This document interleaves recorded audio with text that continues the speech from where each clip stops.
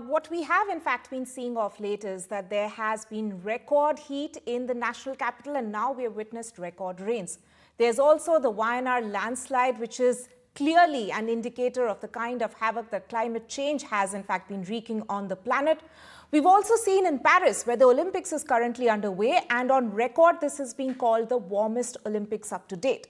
So considering all these developments which are taking place, where do we go from here when it comes to fighting climate change? Joining me to discuss this further is noted author and climate activist, Mr. Amitav Ghosh. Mr. Ghosh, thank you so much for speaking to us here on NDTV. Hello, Tanima. Thank you for having me. I'm very glad to be speaking to you. Right.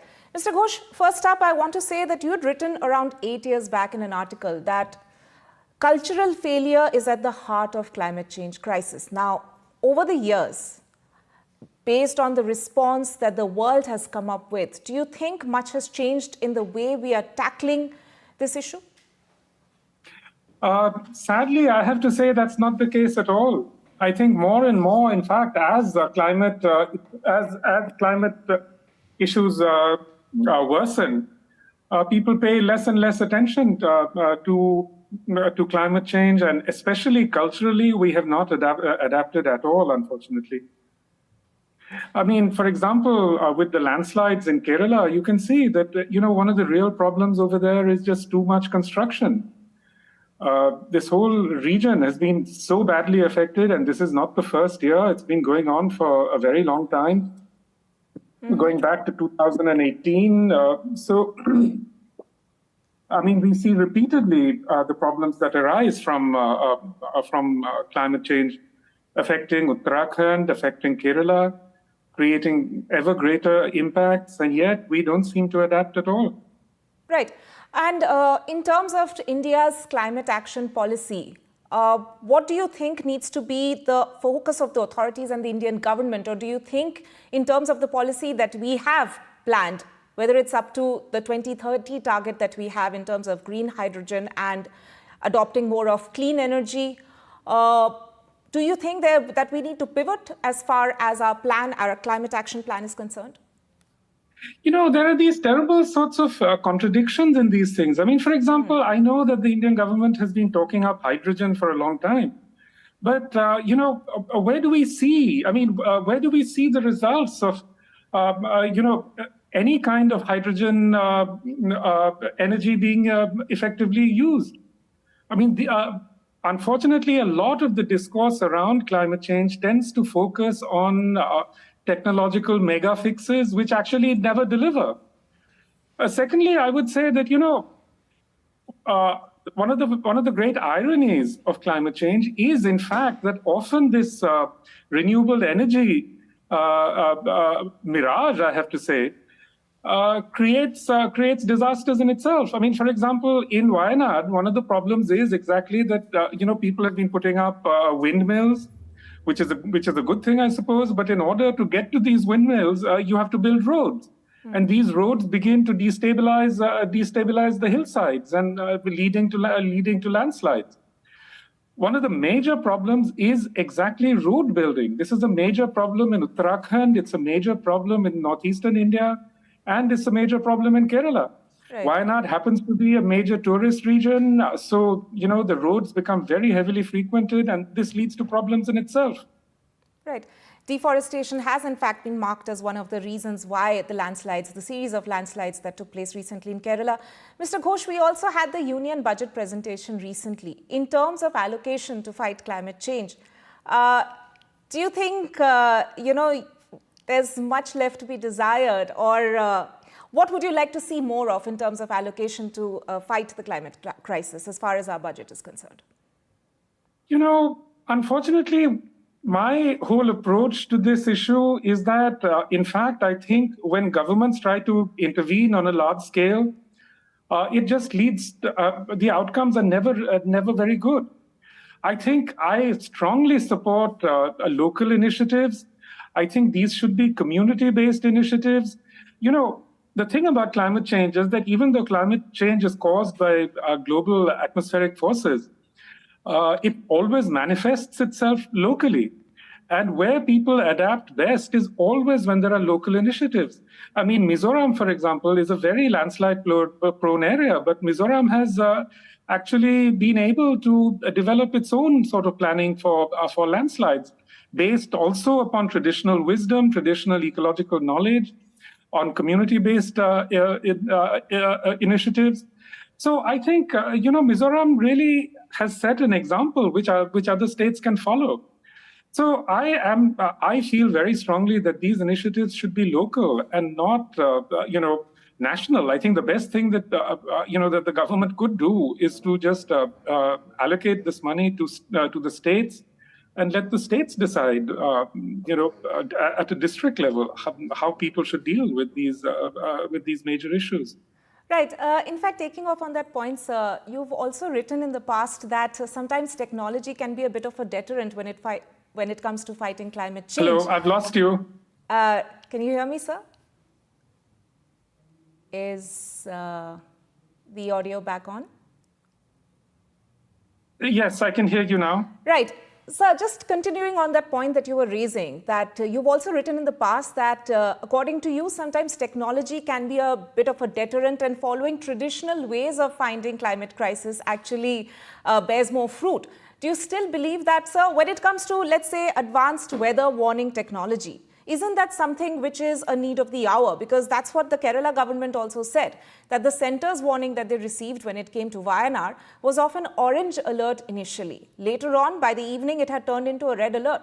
So better ways or better technology to predict any sort of a natural disaster like this, isn't that something which is handy? And in that sense, should we not rely, at least to some extent, on technology? Of course. I mean, it makes sense. These forecasting methods have improved enormously. In fact, the ISRO has a very good report called the Landslide Atlas of India. But, again, technology gives us an idea. These forecasting methods give us a very general picture, of what might happen. They can't forecast localized effects. And for those localized effects, you have to look at local knowledge.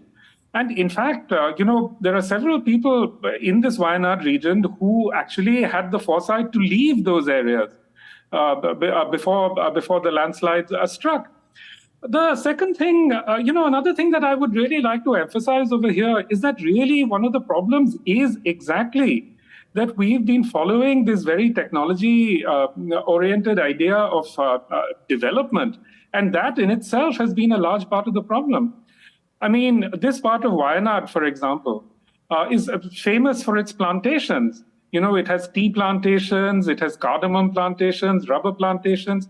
Now, what happens when you follow this kind of very industrialized model of agriculture is that you create vulnerabilities. It's precisely because you have these monocultures in this region that it becomes, that the land itself becomes very unstable.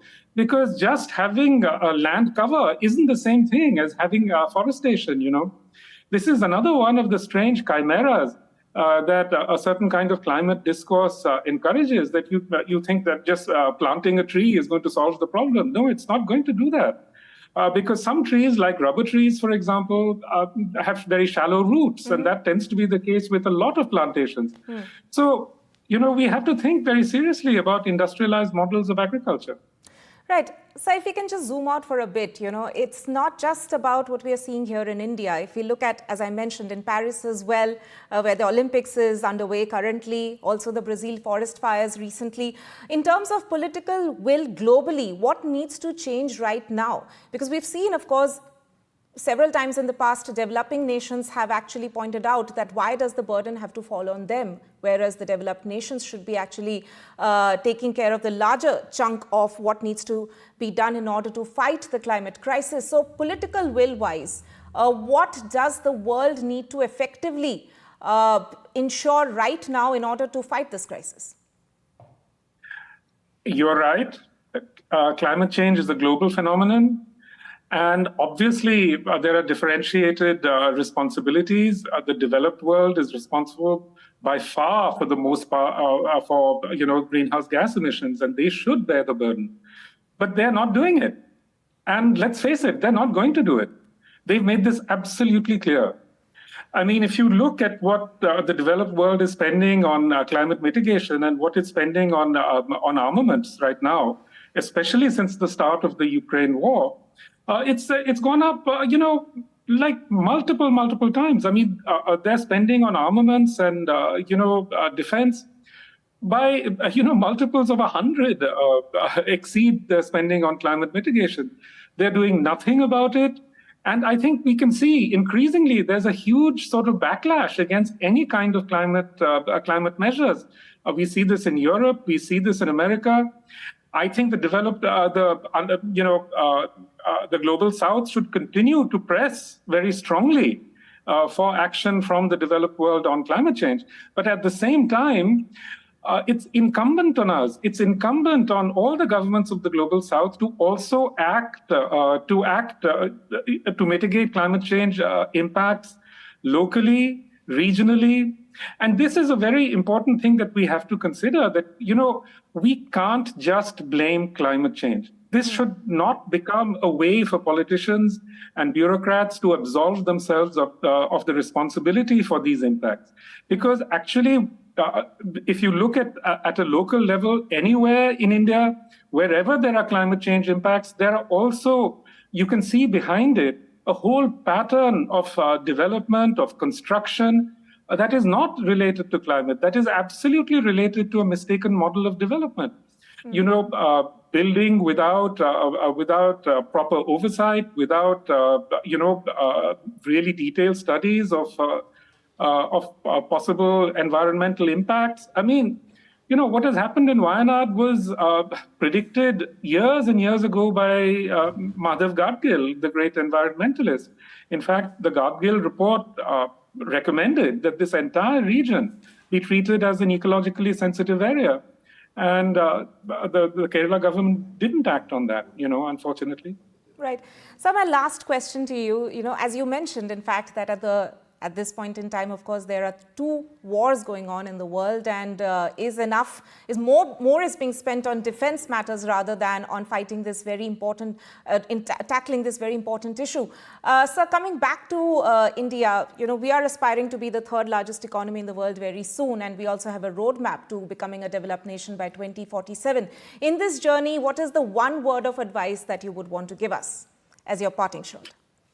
I would say, just think about what this means, what this word development means.